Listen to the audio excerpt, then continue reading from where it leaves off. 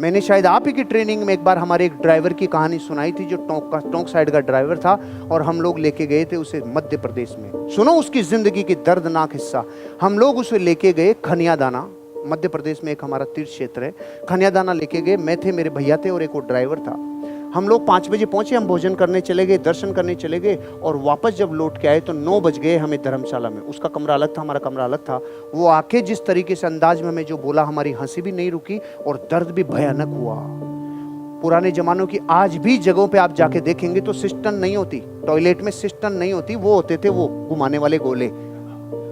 आज भी पुरानी जगह पर है, अब तो नया जमाना आ गया, लेकिन पहले का ही था। तो वो धर्मशाला पुरानी थी तो 2 तरह के आते थे, एक तो गोला और एक चौकोर। उसका चौकोर था और वो ऊपर नहीं था, वो नीचे था। तो यहाँ गटर था, यहाँ वो था। बैठते टाइम फिसल गया और खूंटिया अंदर घुस गया। ओ ठिठुरन आ गई हमारे, अरे बाप रे क्या हो गया।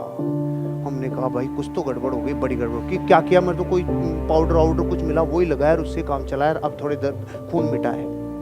तो मेरे भैया ने कहा गुरुजी के पास लेके चलो।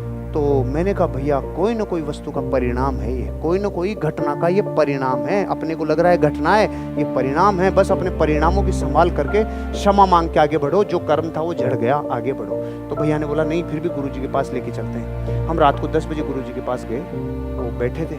हमने जाकर उनको नमस्कार किया, फिर इनकी व्यथा जैसे ही बताई, ओह तो उन्होंने ऐसे किया, और जिन अंगों से पाप होता है परिणाम उन्हीं अंगों को मिलता है। उसने हमें वहां तक कुछ नहीं बोला था, लेकिन गुरुजी के सामने जाकर अब जो इसने बोला, हमारी जमीन निकल गई। उसने बोला मुझसे बहुत बड़े पाप हुए, मैंने बचपन में बकरियों के साथ अप्राकृतिक मैथुन किया था। गुरुजी मैं मेरे जीवन में अनंत काल के लिए कोई पाप नहीं करूंगा, मुझसे भूल हो गई। मैं आपसे पूछता हूँ, हमें तो इसने नहीं बताया था, वो हमें बताए या नहीं बताए? आपके जीवन में जिस अंग पे कभी तकलीफ आए, समझ लेना कर्म उसी का था, रिजल्ट उसी का था, हिस्सा वो ही था।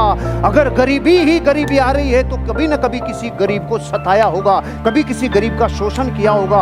अगर जिंदगी में जिस तरह का कर्म उदय में आ रहा है, कारण उसी तरीके का है और कोई दूसरा है नहीं।